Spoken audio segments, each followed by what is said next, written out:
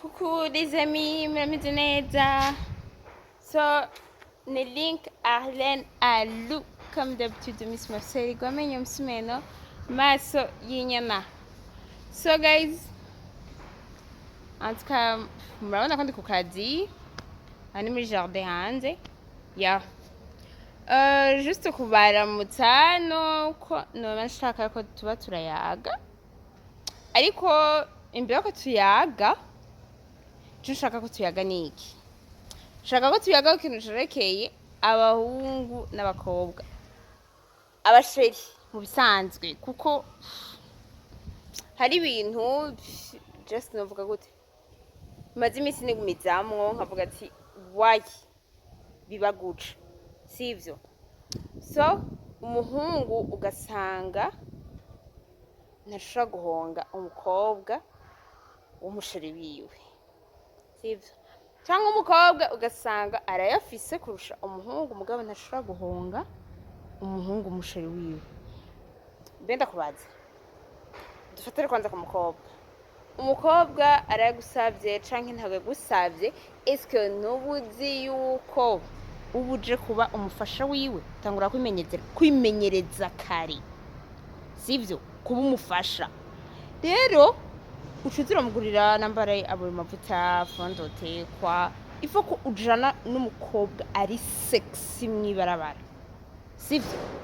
Apana yuko mutejana mwibarabara bakakubaza ati mbe uyo mukobwa muri kumwe n'uwa ava mu ntara yahe yamanutse ejo, umva ibintu nyene biri bizarre. Ugasanga umukobwa ari kumwe n'umuhungu yiyambara ko yishaka, kandi umukobwa afise amahera muga ntiyumvira guhunga umuhungu. Rero ukaca wibaza, je muranibaza ico kibazo, eske mwibaza yuko guhonga hariho ikindi kintu canke n'ugusovana?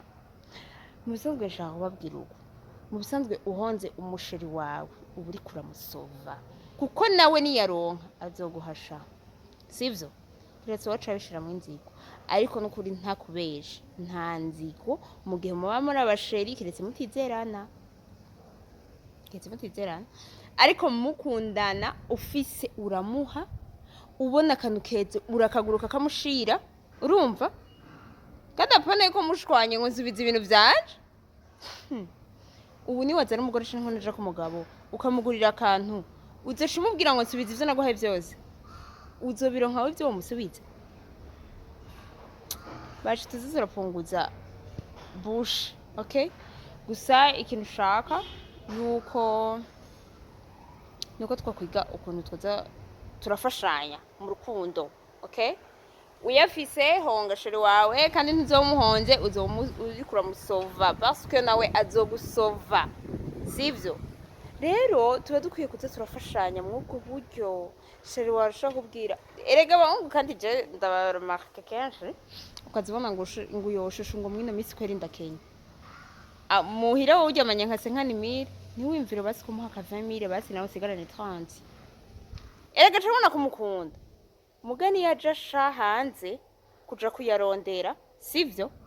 Zocuvuga ngo sheri wanje n'indaye, n'indaye utamuhaye agiye kuyarondera, yamuhe. Je ntawe mpengamiye, n'umuhungu ashobora kuja kundi mukobwa yafise akazomuha, canke wewe umukobwa akaja ahandi ku muhungu yafise akazomuha.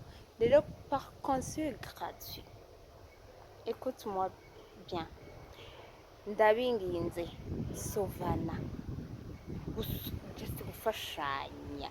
Kubatako baranahura ni gufashanya, sivyo? Parce que niho sheri wawe azovuga ati sheri wanje nacanye ezogenda hanze agiye kurondera iki. So ndabakunda cane, ya link Arlene Alou, bisous.